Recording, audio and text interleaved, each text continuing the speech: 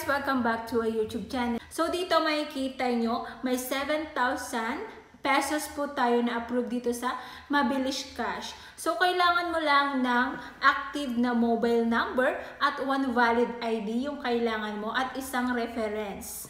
And then dito nga guys, sundan nyo lang ako kung paano po tayo makapag-withdraw dito.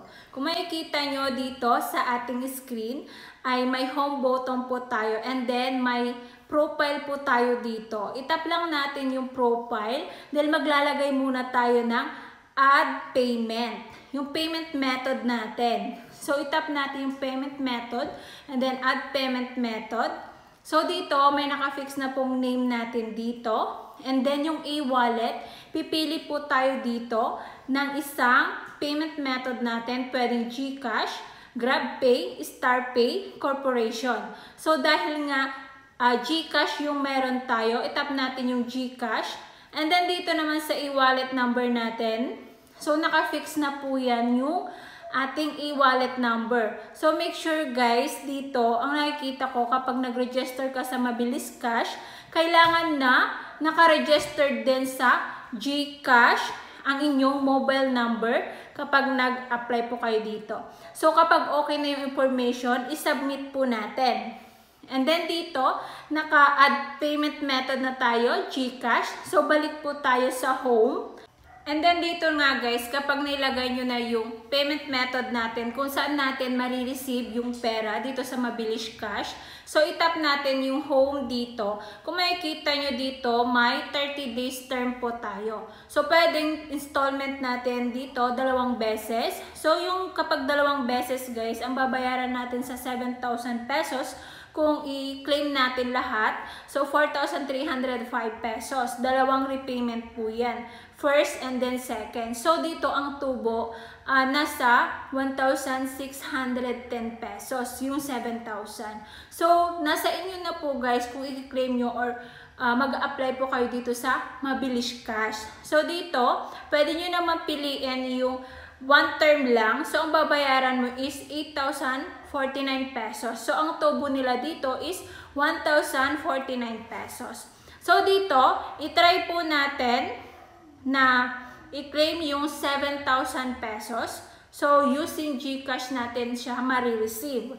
And then dito, pili lang po tayo ng term dito. So dito, ilagay natin yung ating first. One term lang po natin na kukunin itong 7,000 pesos. So, i-withdraw po natin yan. Withdraw. Tap natin yung withdraw. And then dito na nga guys, loan amount natin 7,000. One term, 30 days po yan. And then, 8,049 pesos yung babayaran natin. And then, payment method natin is GCash. And then dito na nga guys, may marireceive po tayong OTP. Itatap lang na, i-enter lang po natin.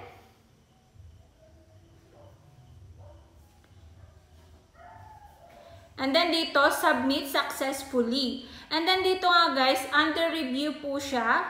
So take up 1 working days ang nakalagay dito. Please be patient ang nakalagay. So wait natin na ma-review. Review pass, be patient. We are paying 7,000 pesos for you. Please pay attention to your account information. So wait natin na ma-receive sa ating GCash account. And then dito na nga guys, successfully na-receive na natin na buo yung 7,000 pesos.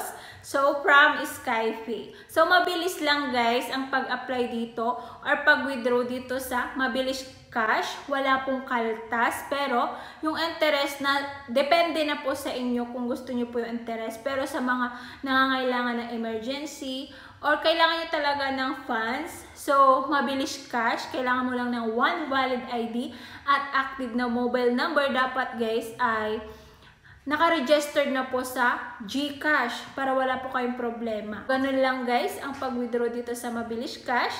So, yung link ilagay ko na lang sa description box kung gusto nyo pong mag-apply dito. So, yun lamang guys. Stay safe and healthy. God bless po. Bye-bye!